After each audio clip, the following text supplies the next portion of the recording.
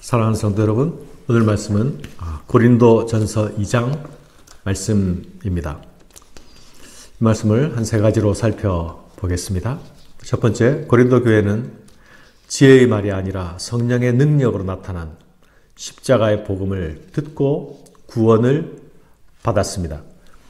바울은 고린도 교회 성도들에게 자신이 이 복음을 그들에게 전할 때에 오직 예수 십자가의 복음만 전했다고 말합니다.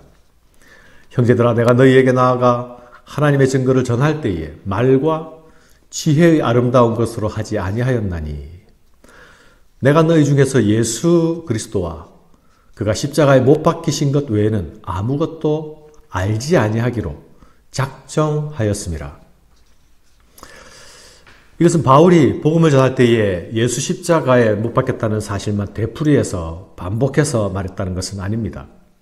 십자가가 필요할 수밖에 없었던 죄, 그리고 이 죄의 문제를 해결하기 위한 예수님의 고난과 죽으심, 그리고 부활, 예수님의 다시 오심과 예수님의 재림과 심판, 그리고 이 모든 사실을 우리에게 설명하시고 적용하시는 성령님의 역사와 구원받은 사람들의 마땅한 삶의 태도 등에 대해서도 바울은 가르쳤습니다. 그러나 이 모든 내용들을 예수 십자가 사건을 중심으로 삼고 그 사실에 근거해서 따라오는 모든 파생된 주제들을 가르친 것입니다. 바울은 자신이 전한 십자가의 복음과 대비되는 말로서 말과 지혜의 아름다운 것이란 표현을 씁니다. 말과 지혜의 아름다운 것이라는 것은 고린도 사람들이 추구하고 지향하던 성향이었습니다. 고린도 사람들이 가치롭게 여기던 것이었습니다. 당시 소피스트적인 철학과 수사학적 방법들이 고린도 사람들에게 인정받기도 했고 또 먹히던 것이기도 했습니다. 그러나 바울은 그곳에서 유행하던 인정받던 소위 먹히는 그 방법론을 가지고 고린도인들을 대하지 않았다. 너희들을 대하지 않았다고 말하고 있습니다. 대신에 바울은 오직 나는 성령의 나타나심과 성령의 능력에만 의지해서 너희들에게 예수의 복음을 전했다고 말합니다. 바울은 이렇게 성령의 능력에만 의지해서 예수의 복음을 그들에게 전하던 자신의 모습을 이렇게 표현합니다. 내가 너희 가운데 거할 때에 약하고 두려워하고 심히 떨었노라. 바울은 고린도 사람들이 무엇을 좋아하는지 알고 있었습니다. 그러나 바울은 청중들의 구미에 맞추려고 노력하지 않았습니다. 설득력 있는 지혜의 말로 청중을 조작하려고도 하지 않았습니다. 바울은 세상적 방식을 거부하기로 작정하였습니다.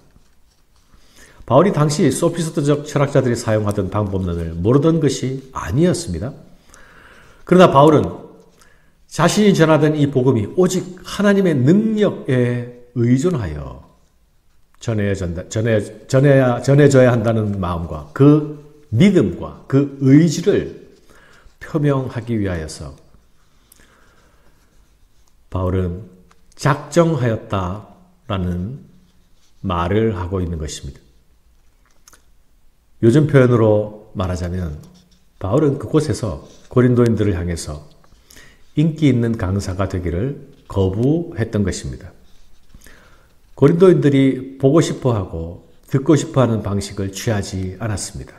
그 대신에 바울은 오직 그의 사역을 하나님께만 맡겼습니다. 하나님께서 자신의 사역을 사용하시고 자신의 복음 증거 사역 가운데 하나님께서 함께 해 주시기만을 기대하고 의지했습니다. 바울은 그런 모습을 약하고 두려워 떠는 모습이었다, 이렇게 말하고 있습니다. 그러나 여러분, 고린도 교회 성도들은 말과 지혜로 전한 복음이 아니라 성령의 능력으로 전해진 복음으로 구원 얻은 사람들입니다. 그런 사람들이 구원을 받은 이후에 다시 세상의 지혜를 추구하고 세상의 방식을 쫓아다닌다면 그것은 얼마나 우스운 일이 되는 것입니까? 성령의 능력으로 구원받은 사람들이 다시 나는 바울파니, 나는 아볼로파니, 나는 베드로파니, 나는 그리스도파니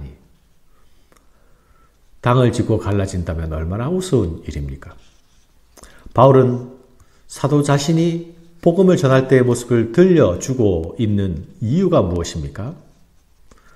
고린도 성도들아, 너희들이 새로운 생명을 얻은 것은 너희가 추구하던 가치, 너희가 추구하던 방식, 그 안에서 얻은 것이 아니지 않니? 그러니 다시 너희가 그 방식, 그 성향으로 돌아가거나 그것을 추구하는 것은 올바른 성도가 가져야 할 모습이 아니지 않니? 라고 말하는 것이 아닙니까? 두 번째로 바울은 하나님의 지혜는 비밀에 쌓여 있다고 말하고 있습니다. 하나님의 지혜는 세상의 지혜와 다르다고 말씀합니다. 그것은 감추어져 있다가 드러난 것이라고 말합니다. 그러나 이 지혜는 또한 하나님께서 만세전에 정하신 것입니다. 그리고 이 지혜는 하나님께서 성령으로 우리에게 보이신 것입니다. 그러니 성령이 아니고는 이 지혜에 이를 수가 없습니다. 이 지혜가 무엇입니까? 바로 예수 십자가의 복음입니다.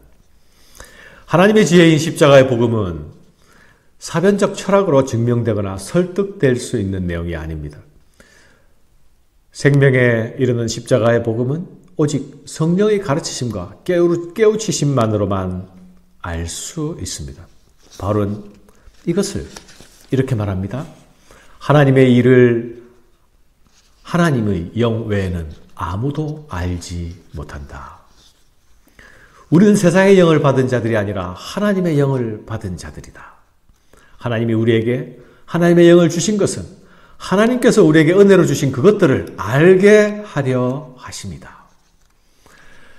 사랑하는 여러분, 하나님의 영을 받아서 영적인 일을 알게 된 사람들에게 요구되는 것이 무엇입니까? 성령의 능력으로 십자가의 복음을 소유하게 된 자들에게 요구되는 것이 무엇입니까? 그것은 다시 세상의 지혜로 돌아가지 말고 다시 세상의 방식으로 돌아가지 말라는 것 아닙니까? 그리스도의 십자가를 세상의 것으로 환원시켜버리지 말라는 것 아닙니까? 지금 고린도 가운데 유행하고 있는 그 트렌드와 그 성향을 쫓아가지 말라는 것 아닙니까?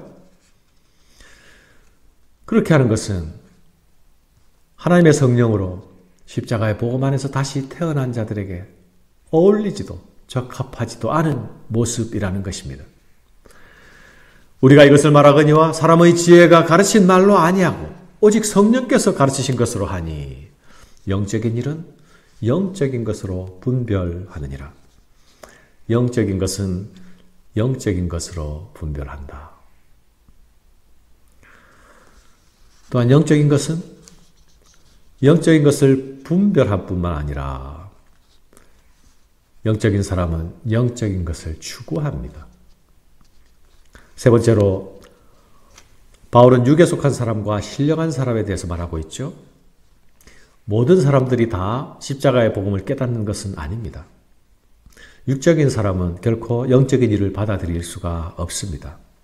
바울은 여기서 육적인 사람과 영적인 사람을 대비하여 말하고 있죠. 육적인 사람으로 번역된 말은 혼적인 사람입니다. 이 혼적인 사람이란 영적인 사람, 성령의 사람과 대비되는 개념으로 사용되었습니다. 혼적인 사람은 소위 자연인을 지칭하는 말입니다. 하나님께서 사람을 지으시고 숨을 불어넣어 주셔서 산 생명이 된 존재, 첫사람 아담과 같은 존재를 말합니다. 그러나 이 표현은 성령을 가지지 못한 사람, 성령 안에 있는 사람이 아닌 사람을 지칭하는 말입니다. 우리가 이것을 가지고 굳이 영과 혼과 육의 삼본설을 말할 이유는 없습니다. 사랑하는 여러분, 우리는 영적인 사람입니까? 나는 영적인 사람입니까? 나는 그리스도 십자가 사건 안에서 거듭나고 그 안에서 새로운 신분을 얻고 거기서 새 생명을 얻게 된 사람입니까? 그렇다면 나에게 일어난 그 일은 성령 안에서 일어난 성령의 능력으로 일어난 일이 분명합니다. 그렇다면 우리는 영적인 사람입니다. 영적인 사람은 영적인 것으로 분별합니다. 우리는 그리스도의 마음을 가진 자들입니다. 우리는 다시 세상의 기준, 세상의 가치로 돌아가는 어리석음에 빠지지 말아야 합니다. 누가 주의 마음을 알아 주를 가르치겠느냐? 영적인 사람이 아닙니까? 그리스도의 마음을 가진 사람들이 아닙니까? 우리가 아니면 누구여야 할까요? 내가 아니면 누구여야 합니까? 감사합니다.